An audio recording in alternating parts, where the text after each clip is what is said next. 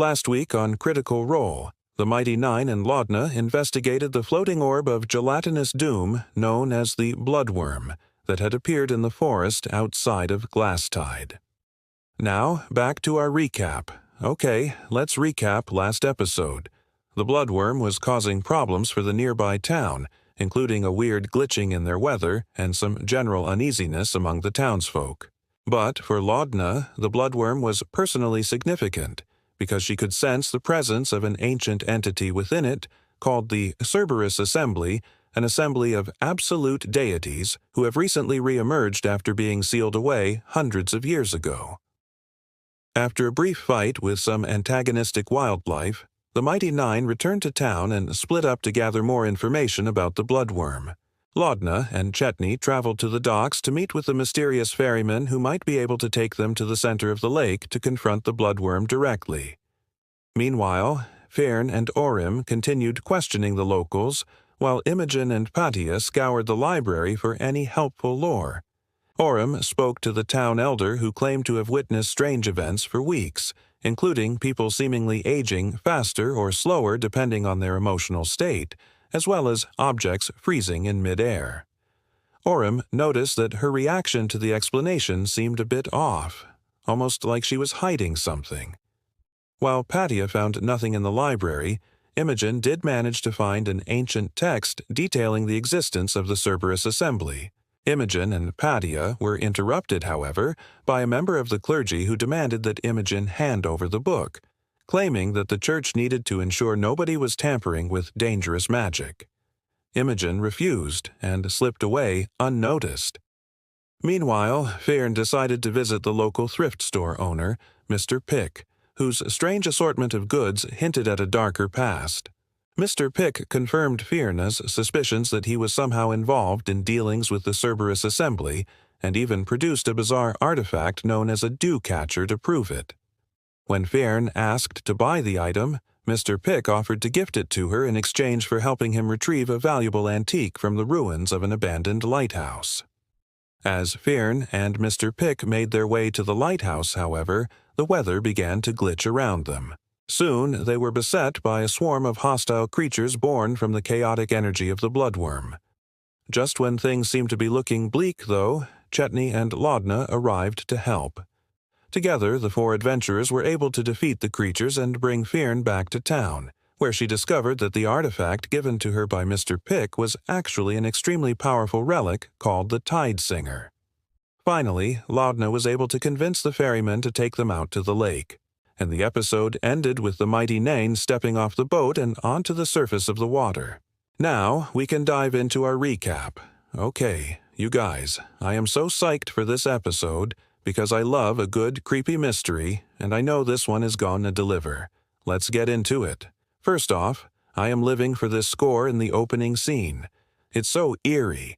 As Chetney says, the scenery looks great, but it doesn't quite match up to the ominous vibes that the crew are picking up. They're immediately confronted with the strangeness of the town, starting with the bus ride, which feels like a callback to Matt Mercer's own journey in a rundown vehicle to get to Exandria many years ago. This trip isn't comfortable, but it's also not safe. There's a sense that the bus is sentient and might want to kill them. It's like a terrifying game of chicken with death. The bus keeps stalling, but ultimately the passengers are more annoyed than terrified, as if they've just accepted that death is imminent and boredom is the best coping mechanism. Chetney continues to remind us that he's a werewolf by doing werewolf things, like sniffing out the emergency brake. Laura and Travis, you guys are killing me with the banter on this bus. Also, I'm sorry, but Laudna's response to nearly dying is to ask if they can still make it to Glasstide in time to catch the big game. Like, girl, we're on a suicide mission, but okay. All jokes aside, though, the atmosphere on the bus does reflect the struggle that the characters are all facing in their own ways. Fiorin wants to stop the Bloodworm, but she's also grieving the loss of her companion and seeking solace.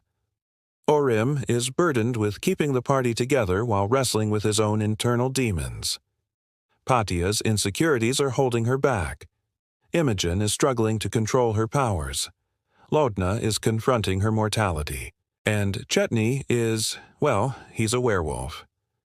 Matt does a fantastic job setting the stage for Glasstide, establishing that the stakes are high, the mysteries abound, and the characters are in danger, like really, really actual danger this time.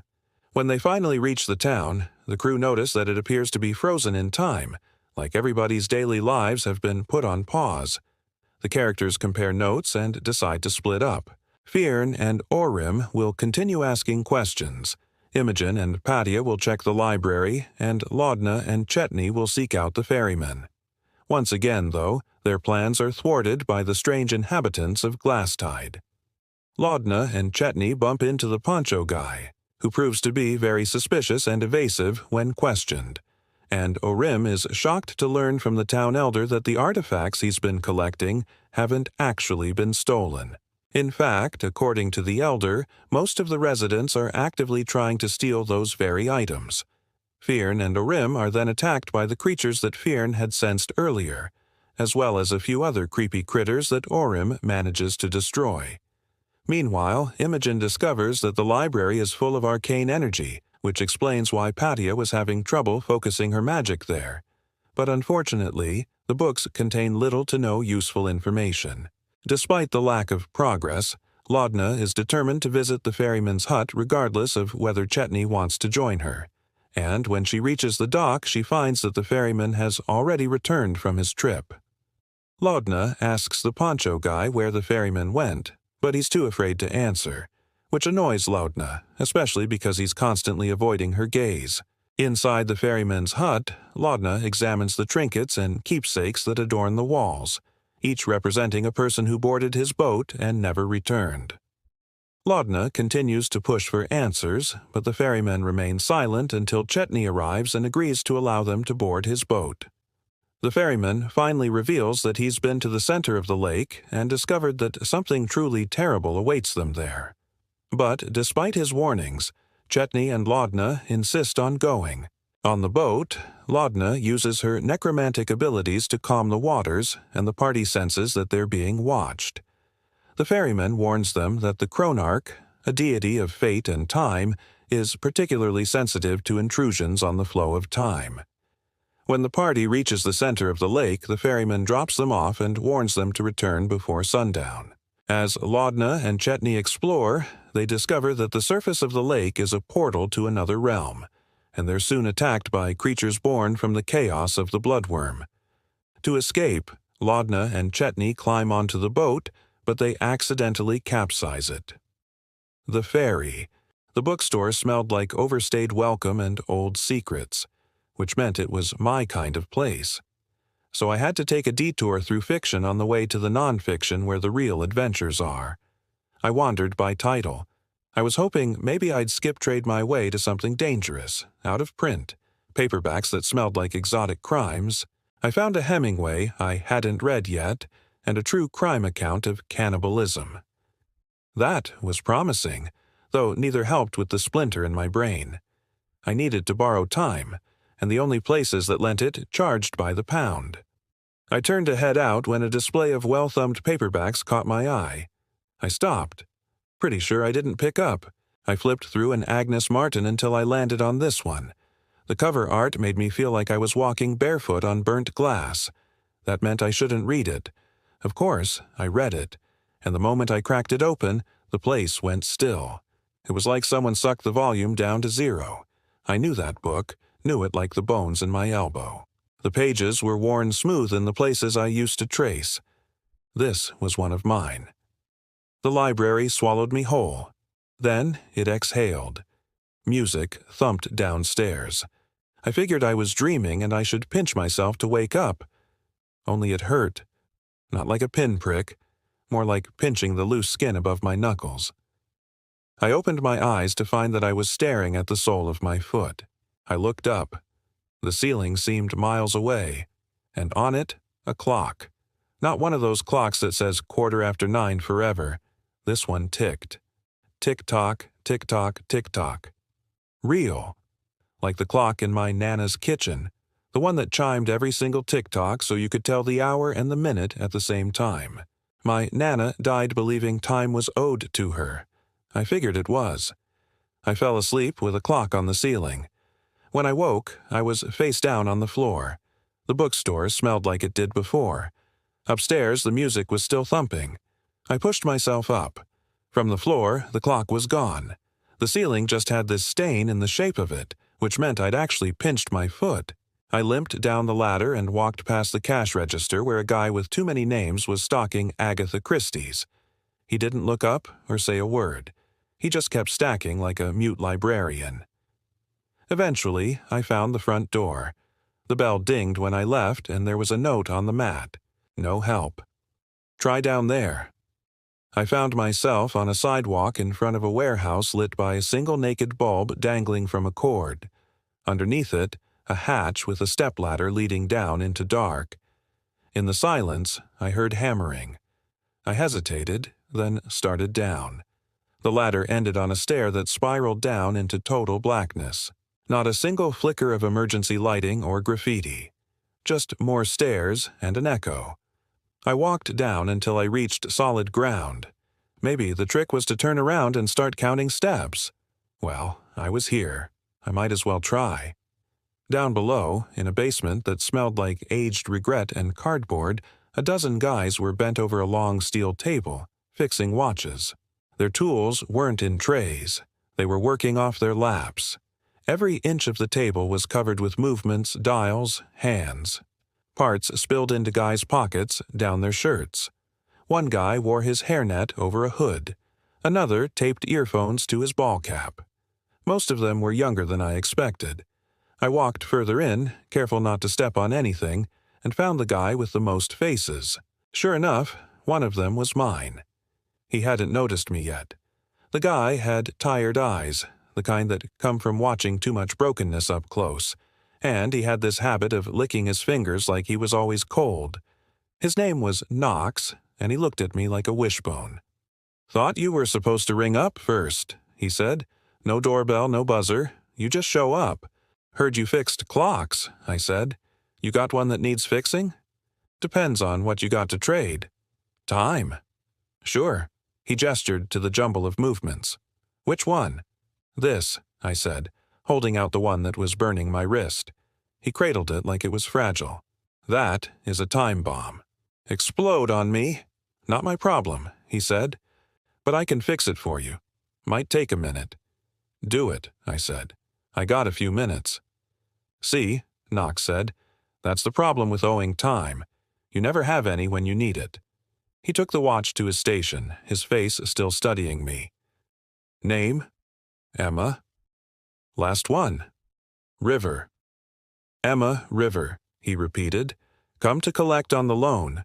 So the first thing I want to say is thank you to everybody who came to the live stream yesterday. Even if you didn't get to ask a question, I read all the chat and I think I got most of what you meant, and I really appreciate all the love on the videos. I am getting better, slower, but I will be okay. So I figured I would start strong today and bring you another chapter of In Name Only. Here we go. Chapter 18. When the sun dipped, the lights on shore dimmed along with it. Same with the stars. Either the universe was taking tips from the city, or else our midnight errand had messed with things again. Mira sat propped on pillows on the couch. Where she'd gotten those, I had no idea.